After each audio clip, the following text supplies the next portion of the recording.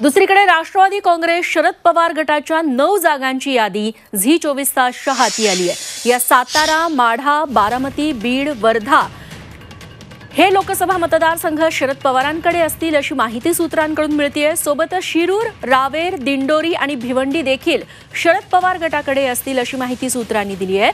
वंचित बहुजन आघाडीला महाविकास आघाडी सोबत घेतल्यास पवारांची राष्ट्रवादी आहे त्यांची 9 जागा राष्ट्रवादी काँग्रेसचा शरद पवार गट लढवू शकतो अशी माहिती मिळतेय।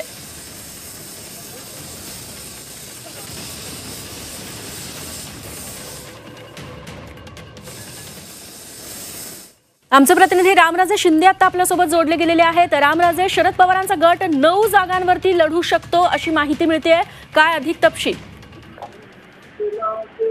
बिलकुल, साधारणतः 9 ते 10 जागावर शरद पवार यांचा गट जो आहे तो लढणार असल्याची माहिती मिळते आणि यामध्ये महत्वाच्या जागा आहेत।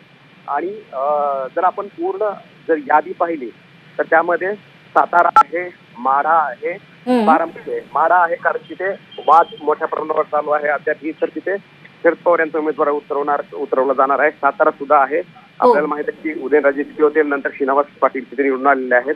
बारामती, अहमदनगर जिथे की तुझे विखे आहेत भाजपचे, त्यांच्या विरोधामध्ये उमेदवार दिला जाणार आहे। शक्यता अशी की निलेश लंके तिथे असतील। बीडमध्ये पंकजा मुंडे यांच्या विरोधामध्ये सुद्धा उमेदवार दिला जाणार असल्याची माहिती मिळते। वर्धा, शिरूर आणि त्याचबरोबर रावेर, दिंडोरी, भिवंडी असे हे संपूर्ण मतदारसंघ आहेत। आणि हे मतदारसंघ जे आहेत ते महाविकास आघाडीमध्ये शरद पवार यांनी मागितलेले आहेत आणि याच्यावर दावा केलेला आहे। आणि त्यामुळे किमान 9 ते 10 जागावर लढण्याची तयारी जी आहे ती करण्यात आलेली आहे आणि ही यादी जी आहे ती आपल्याला 2024 हाती लागलेली आहे। निश्चित रामराजे, धन्यवाद तुम्ही दिलेल्या तपशिलांबद्दल।